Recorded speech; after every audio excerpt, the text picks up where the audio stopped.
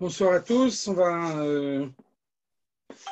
va commencer avec un petit peu d'avance en étudiant le Mahamar que le Rabbi nous a donné pour Gimel Tammuz.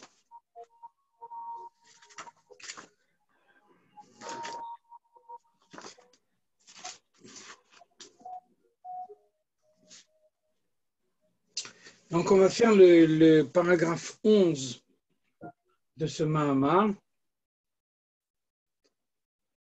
יש לקשר זה עם המבואה בפירוש הכתוב, ואתה תצווה את בני ישראל, ויקחו אליך שמן זית. Donc, comme vous le savez, le Mahamar, qui est le dernier Mahamar que nous avons reçu pour l'instant du Rabbi, et donc le Mahamar avec lequel nous vivons jusqu'à ce que le Rabbi nous en donne un autre. Ce Mahamar est donc basé sur le verset Ve'ata tetzavé bnei Israël. Toi, tu ordonneras au bnei Israël, ve'yikro elecha shemen zayit, et ils t'apporteront de l'huile d'olive. Quelle est l'explication de ce verset? Deleachre chez Moshe yitzavé ve'yikacher et bnei Israël. Donc, le mot yitzavé, ça veut dire ordonner, et puis yitzavé, ça veut dire aussi attaché. On voit que mitzvah, ça vient de la même racine, la même étymologie que tzavta. Tzavta vechibour. Une mitzvah, c'est un lien, c'est un moyen de s'attacher à Dieu. Celui qui met en pratique la mitzvah s'attache à Dieu de cette façon-là. Et donc, ve'ata tetzavé bnei Israël, le sens simple du verset, toi, Moshe Rabbeinu, tu ordonneras au Bnei Israël. Donc, le Rabbi nous donne une deuxième lecture de ce verset. Toi, tu attacheras les Bnei Israël. Et donc, les Achere, chez Moshe Yitzavé ve'yikacher et Bnei Israël, lorsque les Juifs seront attachés à Moshe Rabbeinu, lorsque Moshe aura donné la force à chaque Juif de s'attacher à lui, Azaï Yaviu Israël le Moshe Shemen Zayit. Alors comment se manifestera concrètement cet attachement? Par le fait qu'on apporte à Moshe Rabbeinu de l'huile d'olive. Qu'est-ce que ça veut dire? Chez Israël, Aliadeh Avodatam, ça veut dire que les Juifs, par leur service de Dieu, Yosifu Gilui Or Bemadregat Moshe, doivent apporter une lumière accrue, une révélation accrue à Moshe Rabbeinu.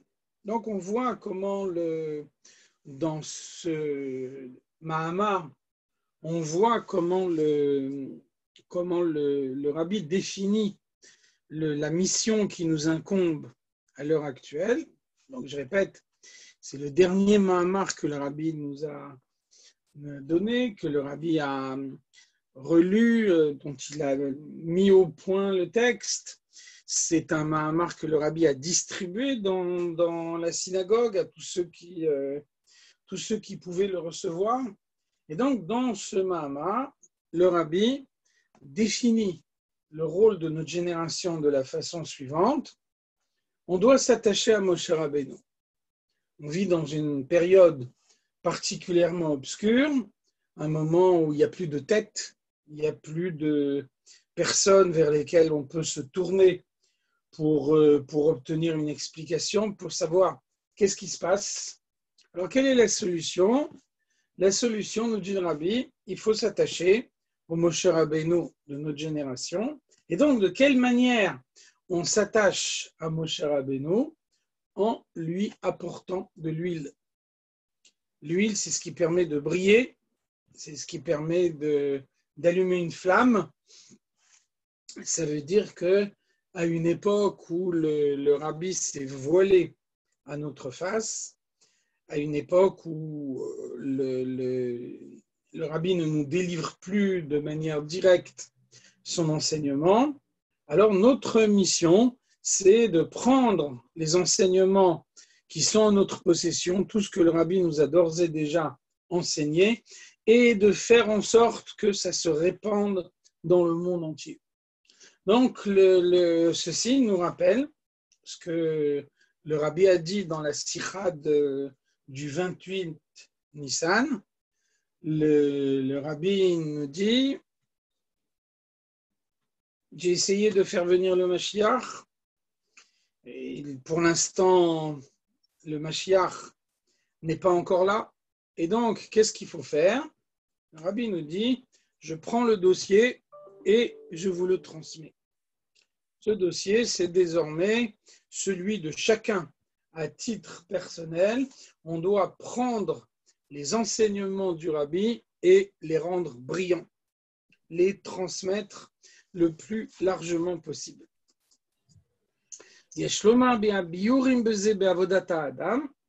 Quel enseignement peut-on tirer de ce qui vient d'être dit pour le service de Dieu de chacun?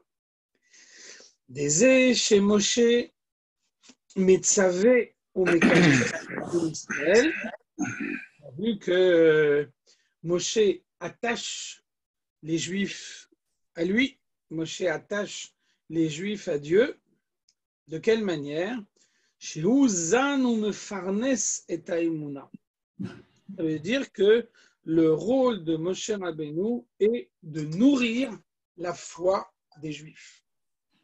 Donc on voit que la foi, la émouna, par nature, elle est superficielle.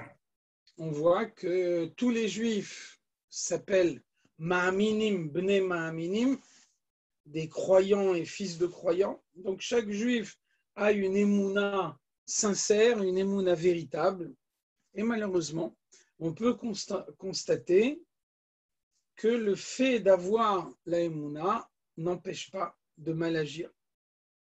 Ça veut dire qu'un Juif a un désir sincère de s'attacher à Dieu, mais il n'est pas conscient qu'en allant contre sa volonté, il se détache de Dieu.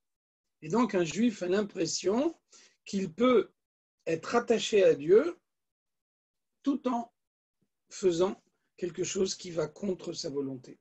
C'est clair que si on savait qu'une avéra nous détache de Dieu, on ne la ferait pas.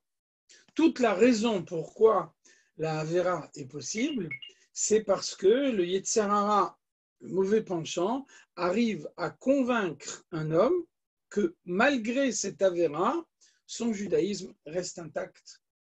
On peut aller contre la volonté de Dieu sans que l'attachement à Dieu soit remis en cause.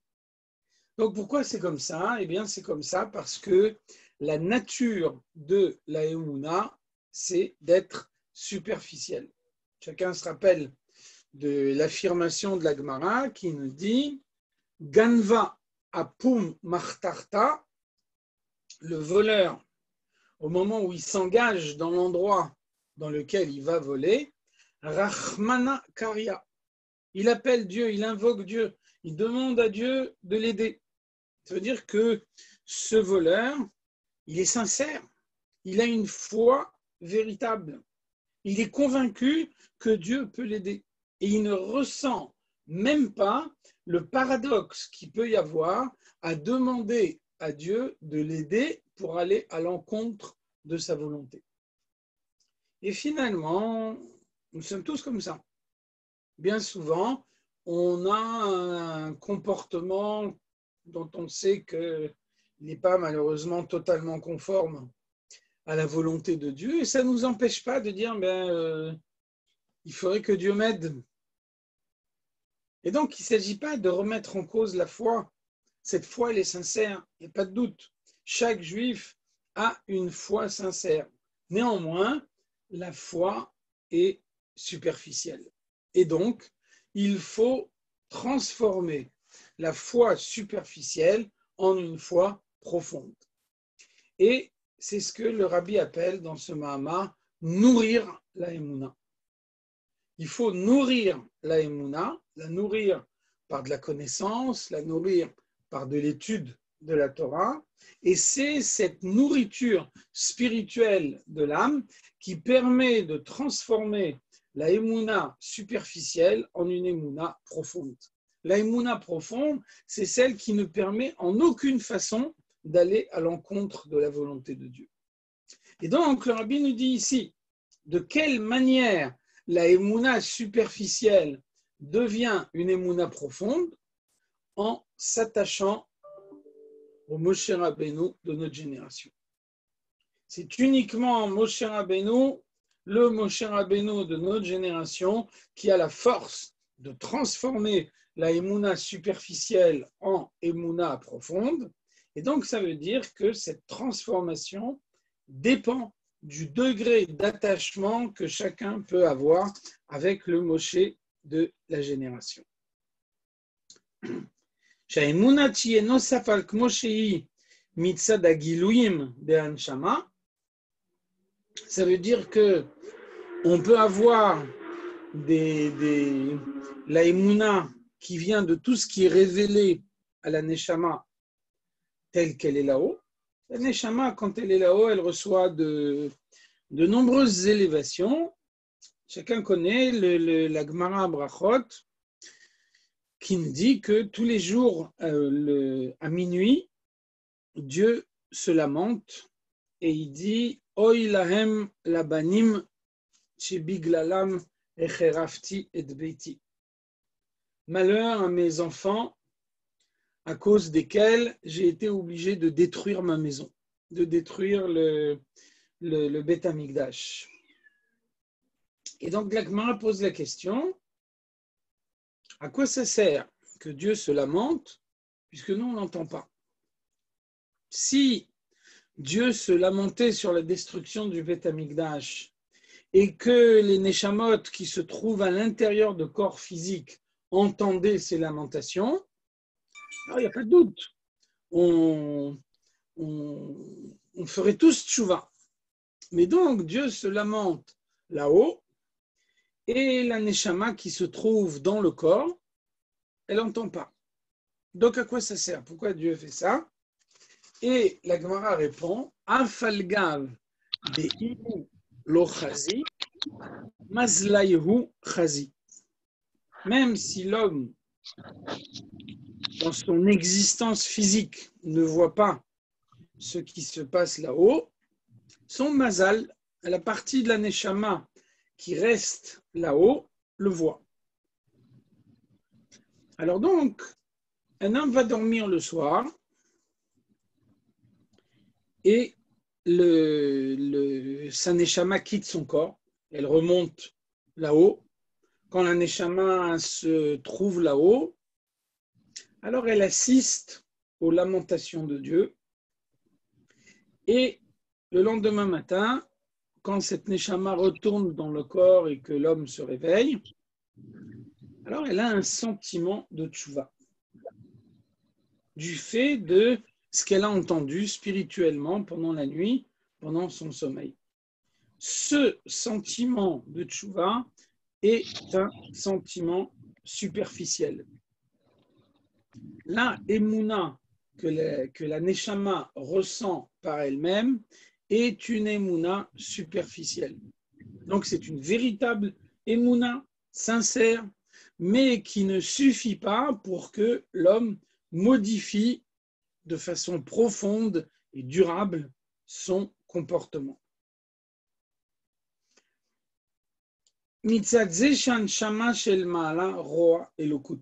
Donc la partie de la neshama qui se trouve là-haut voit la présence de Dieu, et donc la partie de la neshama qui est dans le corps ressent la conséquence de cette révélation céleste, et elle a la émouna. Cette émouna est superficielle. Et donc, il faut que la émouna, gam mitzad etzem aneshama.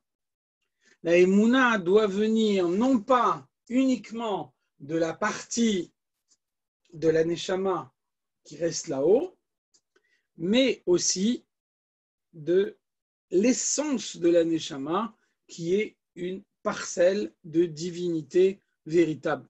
Chelek Eloka Mima'al Mamash. De quelle façon on peut faire en sorte que ce Saemuna émane non pas de la partie de la Neshama qui est là-haut, mais de l'essence de la Neshama qui est une partie de Dieu? Le Rabbi nous dit, pour ça, il faut être attaché au Moshe Rabbeinu de la génération. Et Shlomar des Zomashekatu Ve'ata Tetzaveh Bnei Israël. Donc maintenant, nous comprenons bien ce verset sur lequel le Rabbi a basé ce Mahamar. De la Shon Ve'ata Tetzaveh Bnei Israël. Qu'est-ce qu'il veut dire le verset? Il veut dire Moshe Metzaveh Mekacher au Bnei Israël Atzmam. Dieu se révèle à chaque juif qui arrive à mettre en évidence l'essence de son âme grâce à son attachement au Rabbi. Ki mitzad etzem anshama kol Israël hem chad. Parce que du point de vue de l'essence de la neshama, tous les juifs sont identiques. Quand on regarde la partie de la neshama qui se dévoile en bas dans le monde, alors on voit que l'un a des capacités intellectuelles plus développées, l'autre a des capacités intellectuelles plus limitées, un a des capacités émotionnelles plus développées, l'autre a des capacités émotionnelles plus limitées. Le Etzem Anshama, l'essence de la Neshama, c'est le Chelek Eloka Mima'al Mamash, c'est la partie de Dieu que chacun a en sa personnalité. Cette partie de Dieu, elle est identique chez chaque juif. Le plus grand Chacham comme le juif le plus simple. Et donc, c'est évident que lorsqu'on parvient à mettre en éveil ce Etzem Aneshama, à faire briller en soi la partie de Dieu que chacun porte en lui, alors de cette façon-là, on arrive à s'attacher au Rabbi, on arrive à s'attacher à l'essence de Dieu et à révéler dans le monde la mission que Dieu nous a confiée, c'est-à-dire, comme on a dit avant, le fait de prendre l'huile du Rabbi et la faire briller dans le monde entier. יעדי העבודה בישראל, לאחר שנמשל בישראל, גילוי יצחם הנשמה על ידי משה. Donc, le Moshe Rabbeinu de la génération s'emploie à révéler chez chaque juif de cette génération l'essence de son âme. Et donc, une fois qu'on a cette relation, on peut arriver à servir Dieu d'une manière complètement différente. C'est-à-dire, chez Gam Kochot Aglouyim Shelahem, Atsiur de Akochot, Yum Matimim Le'etzem Anshama.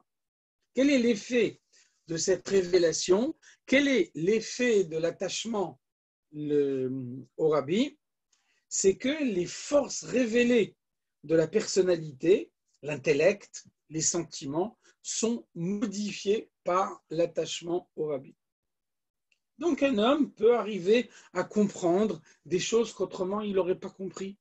Il peut arriver à ressentir un sentiment qu'autrement il n'aurait pas ressenti. Il peut arriver à mener une action dans le monde qu'autrement il n'aurait pas menée.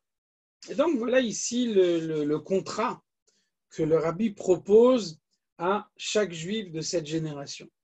Le Rabbi nous dit, lorsque quelqu'un accepte ce contrat de partenariat avec le Rabbi, alors on révèle en lui l'essence de sa neshama. De cette façon-là, on lui donne des capacités intellectuelles, des capacités émotionnelles, une force d'agir que par nature, il ne possède pas. Et donc, un homme est élevé au-dessus de lui-même. Tout d'un coup, il est capable de faire des choses que d'ordinaire, il n'est pas capable de faire. Et donc, c'est ça le choix qu'on a dans notre génération. Le Mashiach arrive d'une seconde à l'autre. Donc, il nous reste quelques secondes pour accomplir la mission qui a été confiée à cette génération. Et donc, le rabbi donne les forces nécessaires pour pouvoir mener à bien cette mission, on puisse révéler en soi des forces dont d'ordinaire on ne dispose pas. Coupez vos micros, messieurs, s'il vous plaît. Coupez vos micros.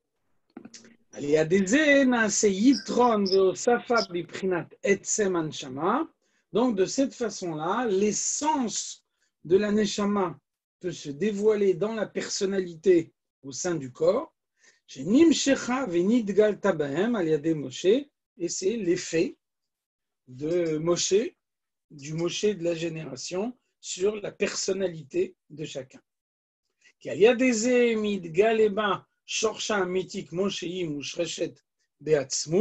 De cette façon-là, l'âme de chacun se révèle telle qu'elle est vraiment, c'est-à-dire telle qu'elle est en l'essence de Dieu.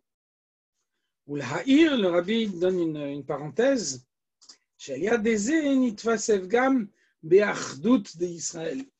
Tout ce qui vient d'être dit, c'est aussi un moyen de renforcer l'unité qu'il y a entre les Juifs. C'est évident que lorsque les Juifs qui se réunissent, il y en a un qui comprend mieux, l'autre qui comprend moins bien, un qui ressent mieux, l'autre qui ressent moins bien, à ce moment-là, l'unité des Juifs n'apparaît pas clairement.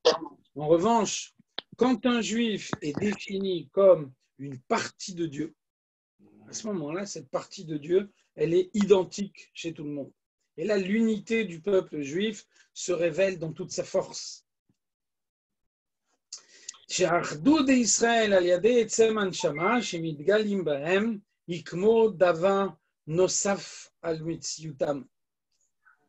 Même si les Juifs sont unis par nature, on peut imaginer que cette union soit uniquement une manifestation extérieure. On est unis avec un autre juif et il n'empêche pas qu'il y a des différences qui existent. Et au moment où on met ces différences en avant, alors on constate qu'effectivement, elles existent. Et la reine, donc, de quelle manière on peut obtenir une véritable unité du peuple juif en accordant le rôle premier à la neshama, aux besoins spirituels, aux forces morales, et en considérant le corps physique, les besoins, les passions de ce monde comme quelque chose de totalement accessoire. Si on accorde réellement de l'importance aux choses du monde, alors un vit dans une opulence plus large que l'autre. Un est attiré vers telle passion et un autre vers telle autre passion. L'unité qui peut être révélée de cette façon-là est uniquement une unité superficielle. Lorsque l'unité vient de l'attachement au rabbi, de la conscience que le rabbi a donné une mission à chaque juif de cette génération, que cette mission est particulièrement importante à un moment où le rabbi s'est voilé à nos yeux, et où donc il compte sur nous pour pouvoir mener cette mission à bien, alors à ce moment-là, l'essentiel, la préoccupation de chacun, ça devient prendre l'huile d'olive, prendre l'enseignement du rabbi et le mettre à la disposition du monde entier. Et donc, lorsque chacun a la même préoccupation, chacun a le même souci, avec la même ardeur, avec le même empressement, alors de cette façon-là, l'unité qui est réalisée dans le peuple juif est une unité véritable. À ce moment-là, tous les juifs sont unis en tout ce qui les concerne, dans tous les domaines à la fois, et à ce moment-là, leur unité se manifeste également dans les préoccupations matérielles de ce monde.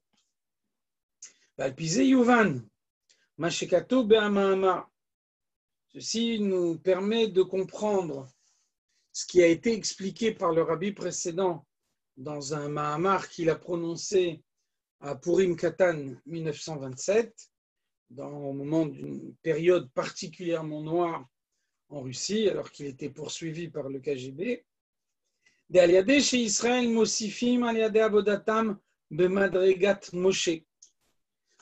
Les Juifs ont la possibilité, par leur effort, d'ajouter, d'apporter quelque chose à Moshe.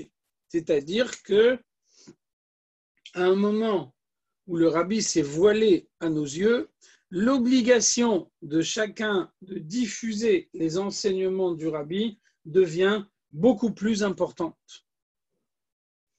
Je vous rappelle donc la sikha que le rabbi a dit en Hadar Tafshin Bet 1992, peu avant malheureusement la maladie qu'il a eue par la suite.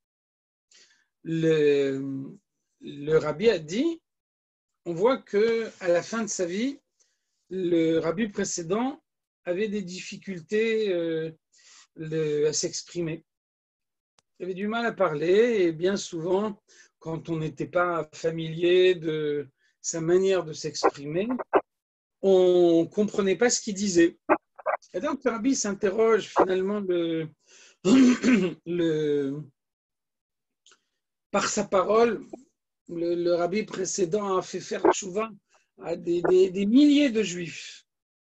Alors pourquoi Dieu retire la parole à quelqu'un qui a la possibilité, par sa parole, de faire tchouva à des milliers de juifs? Et le rabbi nous dit, la seule réponse qu'on peut donner à cette question, c'est qu'au moment où le rabbi ne peut plus parler, alors les chassidim doivent prendre la parole. Et donc cette idée, qui est une des dernières idées que le rabbi nous a transmises, quelques jours avant la maladie à l'issue de laquelle il pouvait parler, alors on voit que cette idée elle est reprise ici dans ce paragraphe 11 du Mahamar que nous étudions ce soir et demain. Et donc le rabbi nous dit, il faut apporter de l'huile à Moshe Rabbeinu. Il faut être le candélabre de Moshe Rabbeinu. Chacun de nous a le devoir de faire en sorte que par son intermédiaire, le rabbi soit encore présent dans le monde, que ses enseignements se diffusent largement. Et donc, Alia Deze Iye Ner Tamid. On voit que le verset qu'on a cité au préalable, Ve'ata tetzave bnei Israël, tu dois attacher les Juifs à toi, c'est Dieu qui parle à Moshe, Ve'yikro elecha shemen zayit zach. Et donc, de cette façon-là, ils t'apporteront de l'huile d'olive pure. Cette huile d'olive, elle est pure quand l'enseignement qui est transmis, c'est l'enseignement du rabbi qui n'a pas été frelaté, qui n'a pas été modifié. Et donc, de cette façon-là, lorsqu'il y a cette diffusion de l'enseignement du rabbi, quelle est la conséquence? Donc, le verset nous dit « Les ha'alot ner tamid ». De cette façon-là, on pourra allumer dans le Beth Amikdash une lumière perpétuelle. La lumière que nous allumons dans le monde en diffusant les enseignements du rabbi est une lumière perpétuelle, une lumière qui brille en permanence. Et le chara ze she'aner ve'anshama ner havaye nishmat adam ou tamid beshave bli shinuyim. Et donc, comment faire que l'on soit éclairé en permanence par l'essence de sa neshama? On voit bien que malheureusement, dans le service de Dieu, il y a des hauts et des bas. C'est plus facile de servir Dieu à Yom Kippour, à un moment où même le juif le plus simple est inspiré par son service, qu'en plein milieu de la semaine, un moment où il ne se passe rien. Des fois, un homme, Chazé Shalom, est soumis à l'épreuve. alors que d'autres fois, la volonté de Dieu lui apparaît plus clairement. Donc, toute la vie de l'homme est faite de haut et de bas, de moments où c'est facile et de moments où c'est plus difficile. Alors, comment on fait pour être un ertamide? Comment on fait pour avoir un comportement qui est toujours le même, sans fluctuation, sans tenir compte des difficultés qu'il peut y avoir dans le monde, sans tenir compte de ses hauts et de ses bas? Ou aliade gilou yetsem anshama. Pour ça, il faut révéler l'essence de son âme. Et comment est-ce qu'on révèle l'essence de son âme? Nimshach aliade Moshe. C'est Moshe Rabbeinu qui se charge de la révéler à chacun. Et c'est donc un attachement profond à Moshe Rabbeinu qui permet de révéler l'essence de l'âme.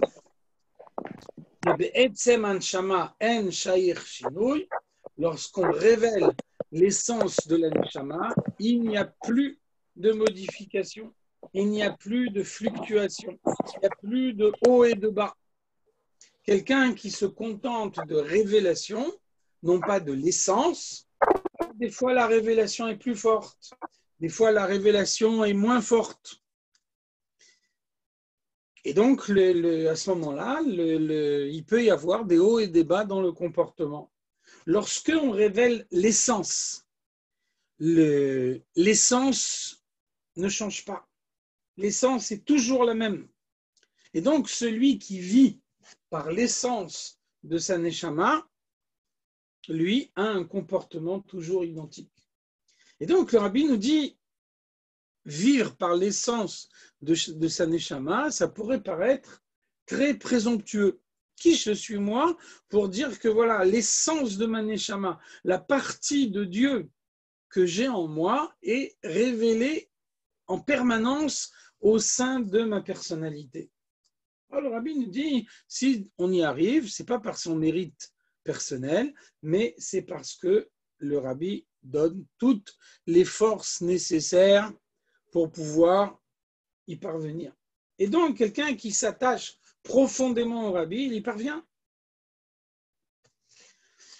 ובמאמר אומר שהעניין בנר תמיד הוא על ידי שישראל מוסיפים במדרגת משה. Le rabbi précédent nous dit, pour être sûr de révéler l'essence de sa neshama, alors il faut développer quelque chose en Moshe Rabbeinu. Là aussi, ce n'est pas présomptueux. Ça veut dire que les Juifs vont partout, dans tous les pays du monde, dans tous les endroits de l'exil. Et là où ils se trouvent, ils apportent aux autres Juifs la parole de Moshe Rabbeinu, la parole du rabbi de la génération. Donc le rabbi, lui, prononce la parole dans l'endroit où il se trouve, et ensuite tous ces Juifs qui sont attachés au rabbi et qui, de cette façon-là, ont un comportement toujours identique et révèlent l'essence de leur neshama en permanence. Tous ces Juifs-là mettent la parole du rabbi à la disposition de tous les Juifs qui se trouvent autour d'eux. Et donc, la parole du rabbi est multipliée, elle est diffusée beaucoup plus largement. Et ça, c'est la mission qui incombe à chacun dans notre génération.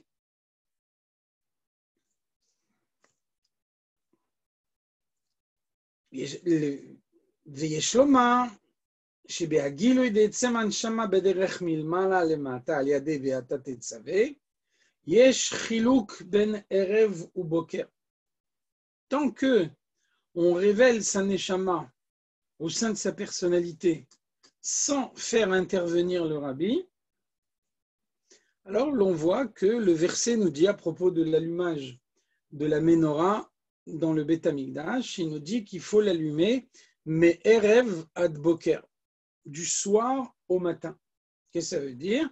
Ça veut dire que des fois, on est dans une situation de soir, des fois, on est dans une situation de matin. Des fois, il fait clair, des fois, il fait obscur, des fois, on est en haut, des fois, on est en bas. Ça veut dire que quand c'est le cas, quand il y a des fluctuations, quand on n'est pas toujours identique, ça veut dire qu'on n'a pas pleinement révéler le rabbi au sein de sa personnalité. Et là, tout d'un coup, les hauts et les bas deviennent possibles. שעיקר הגילוי שלה הוא כשישנם élémod ve'esterim, erev. Des fois, on est soumis à une situation de soir, de nuit, d'obscurité. Ça veut dire qu'il y a un obstacle, il y a une difficulté, ce qu'on doit accomplir n'est pas évident. Alors là, il faut se battre. Et pour se battre, on est obligé de révéler des forces en soi.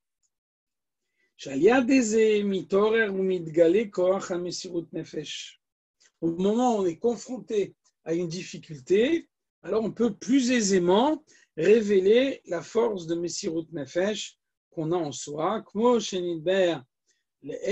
on a dit au préalable. Donc on connaît l'exemple qu'on cite toujours dans la Chassidoute, quand un fleuve coule de manière naturelle, alors il ne développe aucune énergie.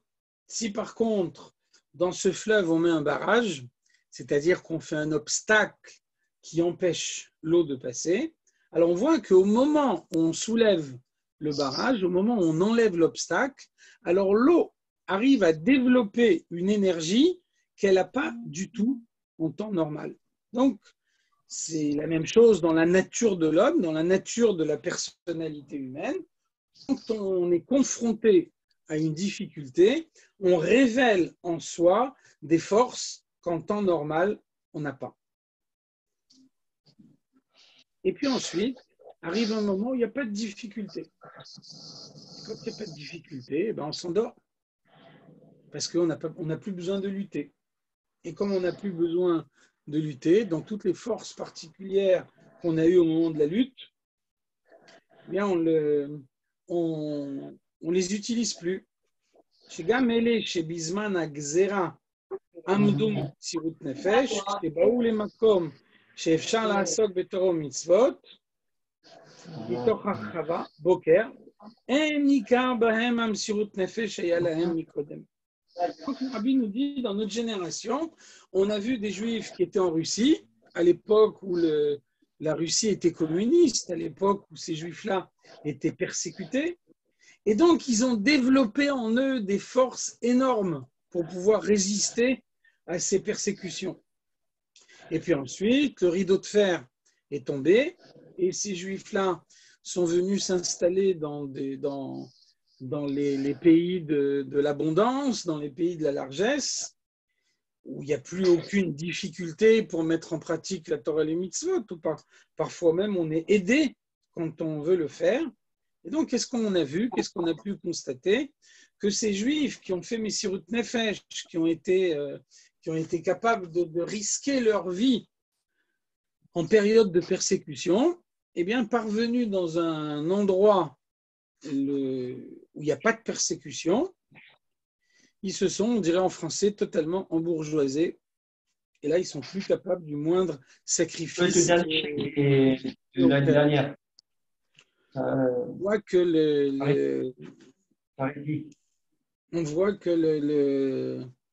j'ai raconté une fois une histoire. Il y avait un chassid de Russie qui est arrivé à sortir de Russie à l'époque où c'était encore très difficile et qui est arrivé à Paris.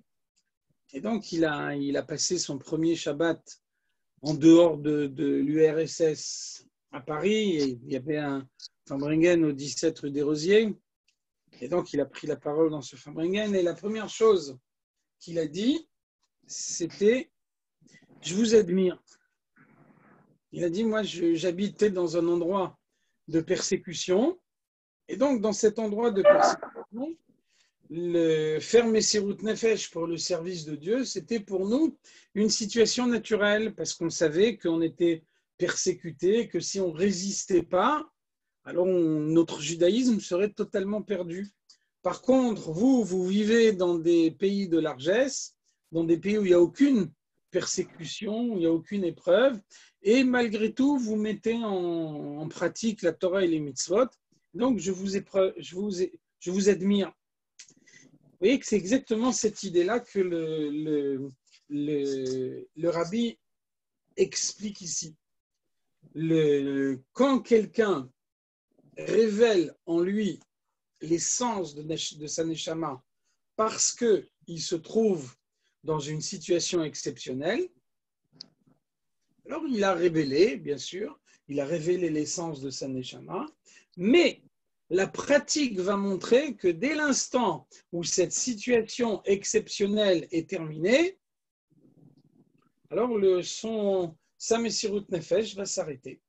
Parce qu'il n'y a plus d'adversité, parce qu'il n'y a plus de lutte, il n'y a plus de combat qui est nécessaire. C'est la preuve. Que cette Messirut Nefesh n'émane pas de l'essence de son âme d'une manière permanente. Et donc, le Rabbi nous donne ici cet enseignement très fort. Comment on peut éviter les situations de matin et les situations de soir? Comment on peut éviter les hauts et les bas? Comment on peut s'engager dans le service de Dieu avec une Messirut Nefesh constante, avec un don de soi qui est toujours identique? Le seul moyen d'y parvenir, c'est l'attachement au Rabbi.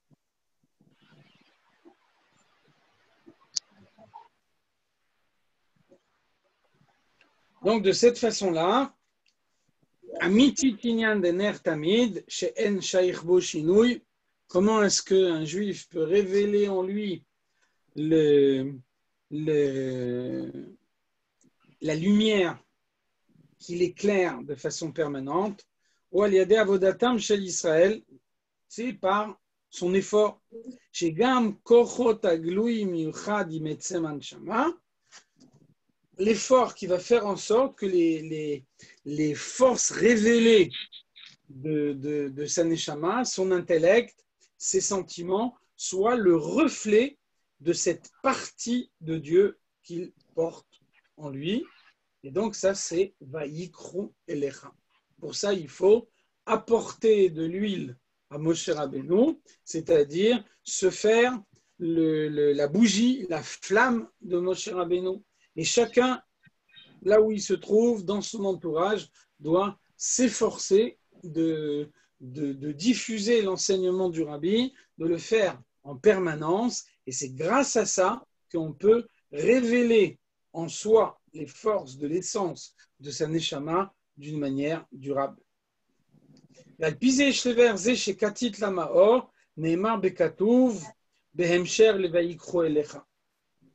C'est pour ça que le verset qu'on a cité au début, sur lequel tout le Mahamar est basé, nous dit les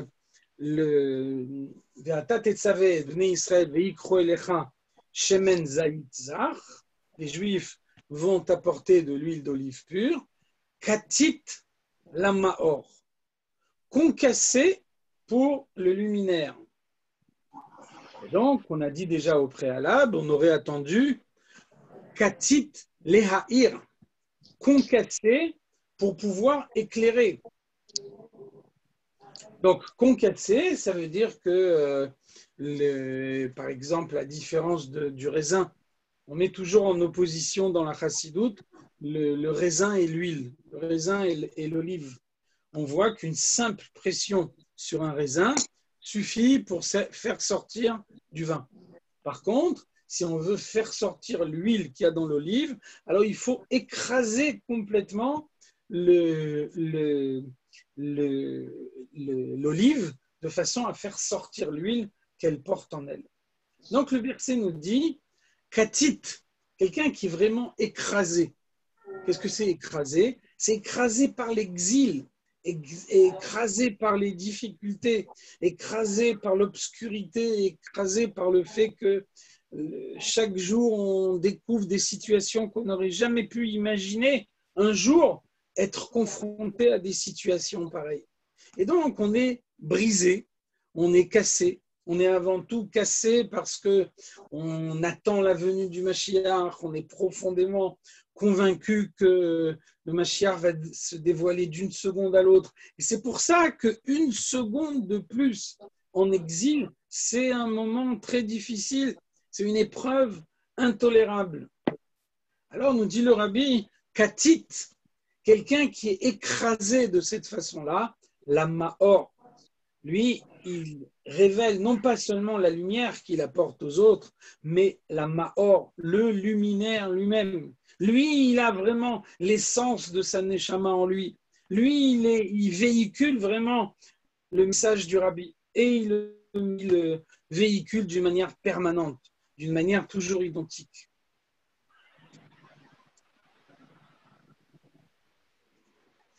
Et donc, ça veut dire le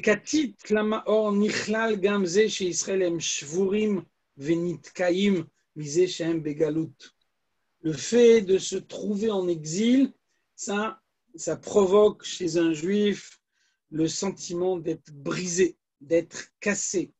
L'exil est une situation intolérable, surtout l'exil le plus difficile que nous vivons actuellement. On voit comment les Chachamim de la Gemara, déjà à l'époque, disaient Aval alvaï de itei, alvaï de leitei. Que Dieu fasse que le Mashiach vienne et que Dieu fasse qu'au moment où le Mashiach viendra, je ne sois pas là. Qu'est-ce qu'ils nous disent, les Chachamim, déjà à l'époque de la Gemara? Ils nous disent les souffrances auxquelles nous, on est confrontés maintenant, sont des souffrances intolérables. Rester un instant de plus en exil, ce n'est pas supportable. Et donc, le Rabbi vient nous donner la solution. Le Rabbi nous dit l'exil est intolérable. Une seconde de plus en exil, ce n'est pas supportable. Mais il y a une solution, en tout cas pour cette dernière seconde qui nous reste en exil, la Maor. Il faut être attaché avec le luminaire. Il faut être attaché avec le Rabbi. Il faut porter la parole du Rabbi dans le monde. Et à ce moment-là, même dans une situation d'obscurité, on peut avoir la lumière. Le verset nous dit Gam ki eshev bachosher, même si je suis assis dans l'obscurité, avaye orli, Dieu est la lumière pour moi. Dieu est ma lumière, Dieu m'éclaire, de sorte que je ne ressens même pas cette obscurité. Et donc, tout ce qui vient d'être décrit, tout ça dépend de l'effort pour chaque juif.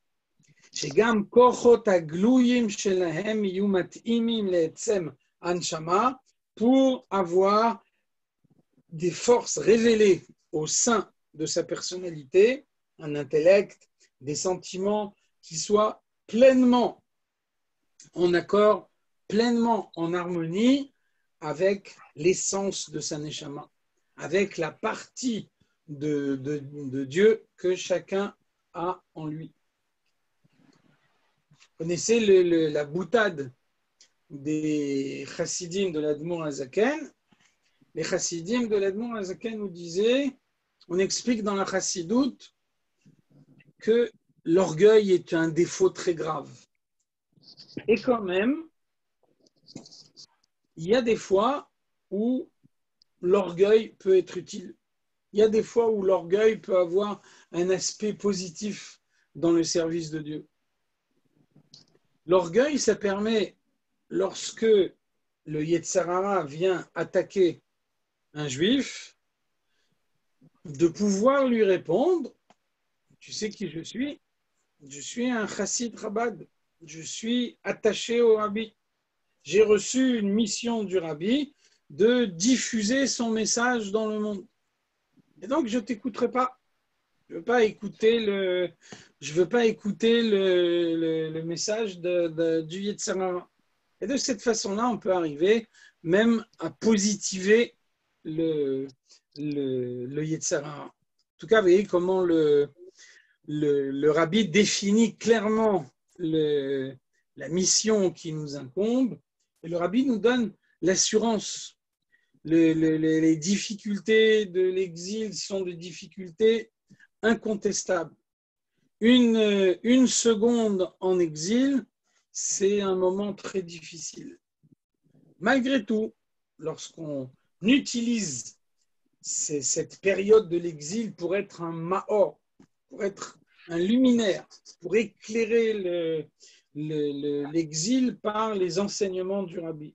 Alors on peut traverser la seconde d'exil qui nous reste sans la ressentir profondément et en allant immédiatement à la rencontre du Mashiach.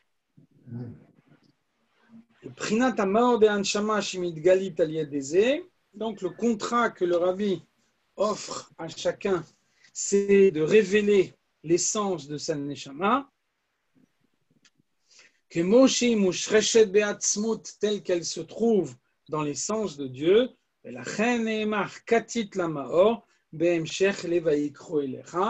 donc maintenant on comprend bien ce que nous dit ce verset, c'est en tout cas pas la lecture immédiate de ce verset, mais donc le Rabbi nous a expliqué le Ve'ata tetzavé d'Bnei Israël, toi Moshe Rabbeinu, toi le Moshe Rabbeinu de la génération, tu attacheras chaque juif à toi, tu le rassasiras de force morale, de toutes les forces spirituelles dont il a besoin, et à ce moment-là, grâce à toutes ces forces que tu accordes à chaque juif, chaque juif va pouvoir t'apporter de l'huile d'olive pure, c'est-à-dire diffuser largement ton enseignement dans le monde, faire que la parole du Rabbi puisse parvenir à tout le monde, et de cette façon-là, le katit, la maor, même dans une période d'exil, même dans un moment difficile à vivre, alors on arrivera à être un luminaire au sein de cet exil, à éclairer l'exil, à ne plus subir ces difficultés, les ha'alot ner tamid. Et de cette façon-là, on aura un comportement toujours identique, on sera plus soumis aux fluctuations de la personnalité, des fois c'est un haut, des fois c'est un bas, on aura un comportement constant dans le service de Dieu. Donc voilà le 11e chapitre du Mahamar qu'on étudie à Gimel Tammuz, et vous l'avez vu, le Rabbi nous parle vraiment, même le 26 ans plus tard, on voit comment le message du Rabbi n'a rien perdu de son actualité. L'Echaim, on va dire l'Echaim pour que les mots du Rabbi qu'on a étudiés puissent rentrer profondément en nous. J'espère que chacun de vous a un verre de l'Echaim à côté de lui, que de cette façon-là, les paroles du Rabbi puissent rentrer profondément en soi. Donc, on voit que un Farbrengen peut avoir lieu à la conclusion d'une journée importante. Et donc, à ce moment-là, il y a un principe, on dit « Akol olech acharachitum », tout va d'après la conclusion. On voit que à la conclusion de Yom Kippour, quand arrive la Neila, on peut encore tout changer. Et puis malgré tout, il y a un avantage d'un Farbrengen qui est fait au début du jour particulier, et même, comme c'est le cas maintenant, dans les quelques instants avant que ce jour particulier arrive dans le monde, de façon à ce qu'on puisse s'introduire dans ce Gimel Tammuz de la manière qui convient, et ne pas avoir demain soir à se dire comment je peux rectifier, parce qu'il n'y aura rien à rectifier, parce que le Gimel Tammuz aura été vécu comme il devait être vécu, et donc la prina, le critère, est-ce que Gimel Tammuz est ce qu'il doit être, c'est que on doit obtenir la révélation du Rabbi, on doit obtenir la venue du Mashiach, on doit obtenir la Géoula qui est la finalité de la création, ce que Dieu veut profondément. Et donc, si Dieu le veut, il ne faut pas qu'il fasse obstacle à la révélation de cette perfection dans le monde. Et avant tout, le moment où Mashiach viendra, c'est le moment où on pourra revoir de nouveau le rabbi avec nos yeux physiques. Donc c'est notre vœu le plus cher. C'est pour ça que c'est avec cette idée-là qu'on doit s'engager dans Gimel Tammuz qui commence maintenant. Et donc il faut bien comprendre les mots que le rabbi dit dans ce chapitre 11. Sans doute chaque chapitre qu'il y a dans ce Mahama est significatif. Sans doute on aurait pu s'allonger de la même façon sur un autre passage de ce Mahama. En tout cas, il m'a semblé que ce paragraphe 11 nous parle encore plus à l'heure actuelle. Comment on peut imaginer que l'obscurité soit tellement intense, telle qu'elle est maintenant? Comment on peut imaginer d'être confronté aux épreuves auxquelles nous sommes confrontés maintenant? Comment on peut imaginer que Dieu nous place dans une situation où il faut fermer des synagogues, il faut fermer des batés Chabad, des maisons d'études? Même dans les cauchemars les plus profonds, on n'aurait jamais pu imaginer une situation pareille. Alors, dans ce chapitre 11, le rabbi nous donne la réponse. Le rabbi nous dit, ferme les yeux, ne vois plus tout ce qui se passe autour de toi et sois un luminaire. Fais en sorte que, par ton intermédiaire, la lumière de l'huile d'olive puisse parvenir au plus grand nombre possible de juifs. Alors voilà la mission que le rabbi confie à chacun. Voilà l'idée que chacun doit avoir dans son esprit au moment où commence Gimel Tammuz. On voit que le rabbi a commencé sa Nessiout avec le Mahama Bati Legani. Bati Legani, c'est le Mahamar avec lequel le rabbi précédent a terminé. Et donc, le rabbi commence avec Bati Legani. Qu'est-ce que c'est Bati Legani? L'idée qu'il y a dans le Midrash, c'est le caractère fondamental de la résidence de Dieu dans le monde. Imaginez un objet matériel et regardez cet objet matériel non plus comme la table, le verre, la chaise, regardez-le comme un endroit dans lequel Dieu a voulu résider. Et donc la table est utilisée d'une façon différente.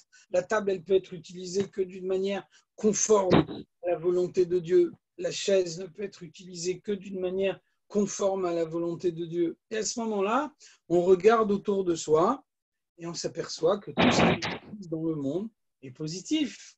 On voit comment le rabbi nous a aidés à développer ce caractère favorable qu'il y a en chaque chose. On voit que dans les grottes Kodesh du rabbi, on voit comment le nombre de gens qui écrivent au rabbi et ça va pas, et j'ai tel problème, et j'ai tel autre problème, et j'ai telle difficulté. Et vous savez, malheureusement, comment chez les Juifs, on sait imaginer des difficultés. Et le rabbi répond à chaque fois, le rabbi dit, OK, vous m'énumérez vos difficultés, mais pourquoi vous ne pensez pas au bonheur qu'il y a dans votre vie? Pourquoi à chaque fois qu'il y a quelque chose de positif dans votre vie, vous n'y pensez même pas? Vous avez une femme, vous avez des enfants, et vous mangez tous les jours, vous avez tel bonheur, tel autre bonheur dans votre vie. Mais ça, voilà, on est tellement habitué que ça ne compte plus. Ça veut dire que finalement, un homme, il a une énorme subjectivité. Il n'y a pas de situation objective. Il n'y a rien dans le monde qui est fixé une fois pour toutes. Quelque chose qui est noir dans le monde, c'est noir parce qu'on a décidé que c'est noir. Quand quelqu'un décide que telle chose est difficile, alors c'est réellement difficile, objectivement difficile pour lui. Quand quelqu'un a décidé que quelque chose est facile, alors c'est réellement facile pour lui. Alors c'est ça le contrat que le rabbi nous propose. Il faut à tout prix que chacun d'entre nous, je parle pour moi évidemment, et j'espère aussi pour vous, prendre un moment pendant Gimel Tammuz, le moment qui convient le mieux, pour se demander de quelle manière je peux appliquer cet enseignement du rabbi dans ma vie, non pas pour me compliquer la vie, pour que ça soit plus difficile, pour que moi je dois faire beaucoup plus d'efforts là où les autres en font beaucoup moins. Bien au contraire, pour me simplifier la vie. C'est ça ce que le rabbi nous dit ici. Le rabbi nous dit, l'exil est difficile, tu vis dans l'obscurité, tu subis les hauts et les bas, tu t'aperçois que des fois c'est facile, des fois c'est difficile. Alors, mets tout ça de côté. Tout ça, ça se passe dans ta tête, mets tout ça de côté et occupe ta tête avec des choses positives.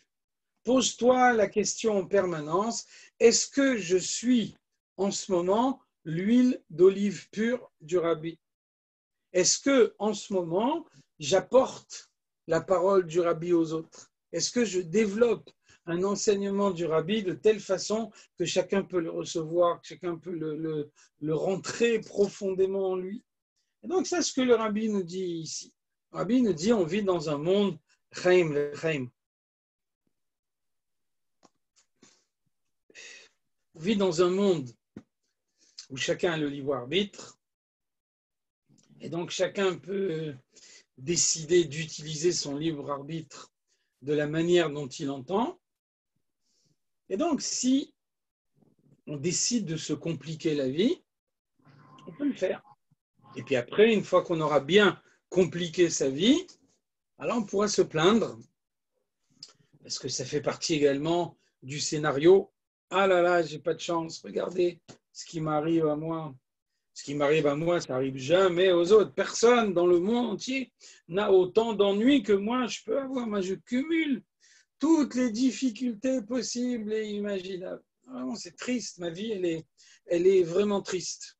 Alors voilà, il faut prendre quelques instants de Gimel Tammuz et passer en revue dans son esprit tous les moments que jusqu'à maintenant j'ai considérés comme étant difficiles.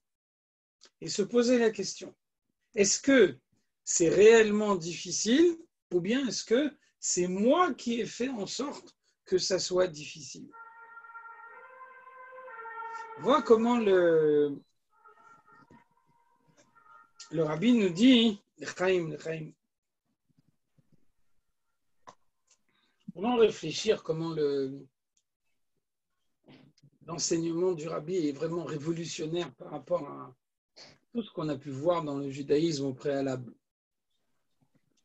On voit dans les grottes Kodesh des gens qui écrivent au rabbi, moi j'ai tel problème, moi je fais tel avéra, j'arrive pas à me détacher. Et donc, on peut attendre de la part du rabbi, quelle horreur, tu fais cette avéra, c'est honteux de faire une avéra pareille, mais il faut arrêter le plus vite possible. Qu'est-ce que ça veut dire? Comment tu peux me dire que tu fais cette avéra? Et le pauvre bonhomme, il t'écrit lui-même qu'il veut, mais il n'arrive pas. Et qu'est-ce qu'il va faire? Il voudrait se débarrasser de cette chose au fond de lui, comme on a dit tout à l'heure. Il a en lui une neshama qui est une parcelle de Dieu, donc il sait parfaitement que ce qu'il fait, c'est pas bien. Et il voudrait s'en débarrasser, il n'arrive pas. Qu'est-ce qu'il peut faire? Alors le rabbi ne crie pas. Le rabbi ne lui dit pas, c'est honteux ce que tu fais. Le rabbi il dit, tu n'arrives pas à te débarrasser de ça? Alors n'y pense pas. Arrête de penser à cet avérin. Concentre-toi sur ce que tu fais bien. J'ai envie de la laiter. Est-ce que c'est possible de couper les micros, là, s'il vous plaît? C'est à moi, ça.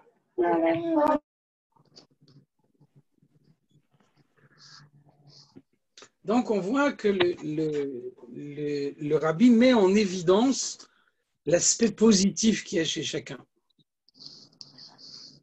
Le rabbi met en évidence le bien sur lequel il faut avancer. Donc, se dire, moi j'ai tel problème, ça ne fera jamais rien avancer. Il faut capitaliser sur le bien qu'on a en soi. Et il faut se dire, ça fait 26 ans que le rabbi nous a confié une mission, sans doute, sans aucun doute, si la mission avait été pleinement menée à bien, on n'en serait pas là. On n'aurait pas eu besoin de connaître tout ce qu'on a connu dernièrement. Et donc, ça veut dire que maintenant, il faut y arriver. Maintenant, il faut que cette dernière seconde de l'exil, elle soit vraiment une dernière seconde. Alors, le rabbi nous donne la recette. Le rabbi nous dit, il faut être l'huile d'olive du rabbi. C'est l'enseignement de ce Mahamar et c'est la phrase que chacun doit avoir dans la tête en permanence. Est-ce que je suis l'huile d'olive du rabbi? Chaim, Chaim. Le rabbi a dit une fois, c'est une sikha extrêmement surprenante que le rabbi a dit dans les années 70, il y avait les hippies dans le monde. Et donc, les hippies, ils avaient une vision psychédélique du monde. Et en particulier, donc, les hippies avaient apporté en Occident ce qu'on appelle la méditation transcendantale. Donc, la méditation transcendantale, c'est vraiment ce qui existe chez les gourous, dans les ashrams qu'il y a en Inde. Alors, imaginez-vous, qu'est-ce que ça veut dire? On écoute le rabbi qui parle au Fabringen, et tout d'un coup, le rabbi commence à parler de méditation transcendantale. Donc, le rabbi nous dit, qu'est-ce que c'est la méditation transcendantale? C'est qu'on s'aperçoit des fois qu'un homme, il est stressé. Un homme, il est mal dans sa peau. Il a des difficultés à retrouver son équilibre psychique.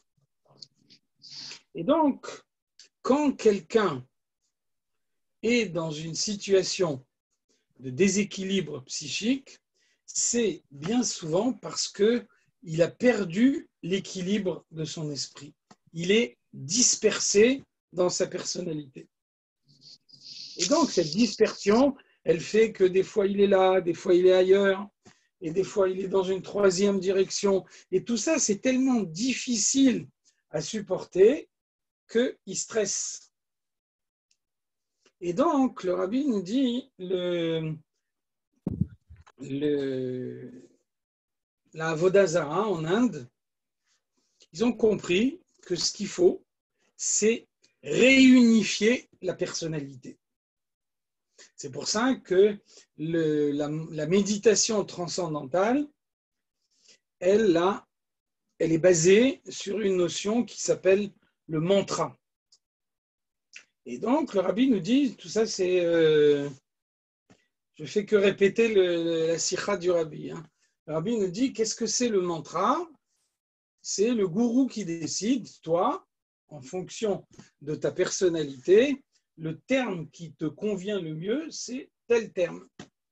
Et donc, le disciple du gourou, il va méditer pendant des heures et des heures en ayant dans la tête uniquement son mantra. Et ça va ramener l'unité dans sa personnalité parce qu'au lieu d'être dispersé dans 36 directions, il va s'orienter vers une seule direction, celle qui lui est donnée par son mantra. Et le rabbi nous dit, dans la sikha, le rabbi nous dit, dans la pratique, on s'aperçoit que ça marche. Des gens arrivent de cette façon-là à retrouver l'équilibre moral. Et le rabbi nous dit, malgré tout, Nous, on n'a pas le droit d'avoir recours à ces techniques parce que ce sont des techniques de Avodah Zara. Ce sont des pratiques idolâtres et bien souvent, le mantra qui est choisi dans ce cas-là est un mantra qui fait référence aux idoles. Alors donc, le rabbi nous dit qu'est-ce qu'il faut faire? Le rabbi nous dit il faut faire une méditation transcendantale juive. Qu'est-ce que ça veut dire? Ça veut dire que chacun doit se choisir un mantra. Et donc, le rabbi a dit, pour l'un, le mantra, ce sera Tfilin. Pour l'autre, le mantra, ce sera Mezouza. Et donc, celui qui a le premier mantra, il va réfléchir, il va méditer en permanence. Tfilin. Le deuxième, il va avoir dans son esprit, à chaque moment, Mezouza. Et le rabbi nous dit, de cette façon-là, le rabbi nous dit quelqu'un qui est équilibré psychiquement, c'est sûr qu'il n'a pas besoin d'avoir recours à ces techniques. Par contre, si quelqu'un se sent dispersé dans son esprit, alors avoir recours à cette technique, ça peut lui ramener l'équilibre. Et donc, dans ce cas-là, il faut lui offrir un équilibre qui soit totalement cachère d'après la Torah, qui ne fasse aucune référence à la Avodah Zara, mais qui soit uniquement lié au service de Dieu. Donc voilà, même si c'est osé ce que je vais dire, on va tous ensemble utiliser Gimel Tammuz pour se choisir un mantra. De nos jours, le mantra, il est unique pour tout le monde. On n'a pas besoin de mantras différents pour chaque personnalité. De nos jours, il y a un mantra unique, Lehalot Ner Tamid. Le service de Dieu doit être une valeur permanente. De quelle manière on fait que cette valeur soit permanente? Katit la Maor. Katit, on est dans une période difficile, on vit dans l'obscurité. Maor, on devient un luminaire. On apporte à tous les autres l'enseignement du Rabbi. Et donc, il faut répéter ce mantra en permanence dans son esprit. Ve'ata tetzavé bnei Israël, je dois faire en sorte que chaque juif soit profondément attaché au Rabbi. De quelle manière je peux faire en sorte que chaque juif de cette génération soit attaché profondément au Rabbi? Ve'yikro elecha shemen zayit zach. Chaque juif doit devenir l'huile d'olive pure du Rabbi. L'enseignement du Rabbi doit sortir de la bouche de chaque juif. Et à ce moment-là, quand on parvient à obtenir ce résultat, Katit, la Maor, on transforme l'exil en luminaire, on arrête de sentir toutes les difficultés du monde et on voit la présence de Dieu dans chaque chose qu'il y a dans le monde, les Haalot, Ner Tamid, et on arrive à cette élévation d'esprit dans une façon permanente. On met de côté les hauts et les bas, on est toujours dans une situation de haut, et à ce moment-là, Dieu voit qu'on a surmonté la difficulté de l'exil, et donc une épreuve, elle sert tant qu'elle peut permettre de déterminer si on l'a surmonté ou si on ne l'a pas surmonté.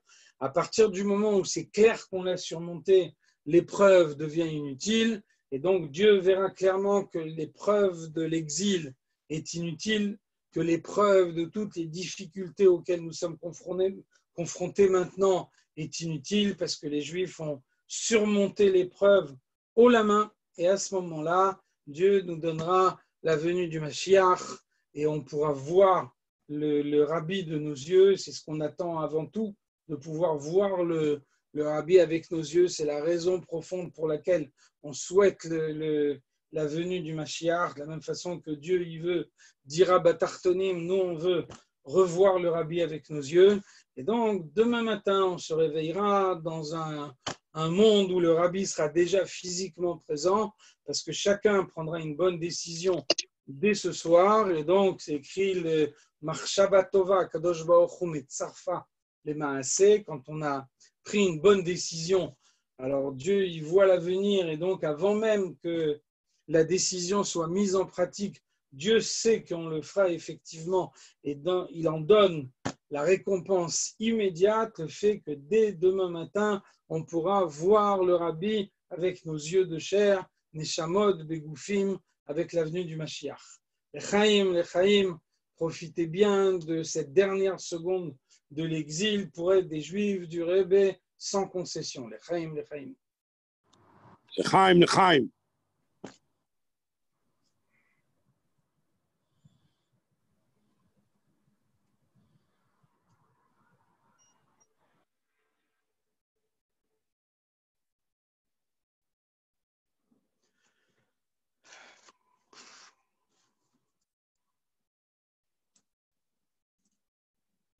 Ok, monsieur Gérard. Oui, tu me dis si on continue jusqu'à 4 heures du matin, le Fabringen? Il n'y a pas de problème. Je ne sais pas si vous pourriez supporter. Allez, Koto, des bonnes nouvelles. Des bonnes nouvelles.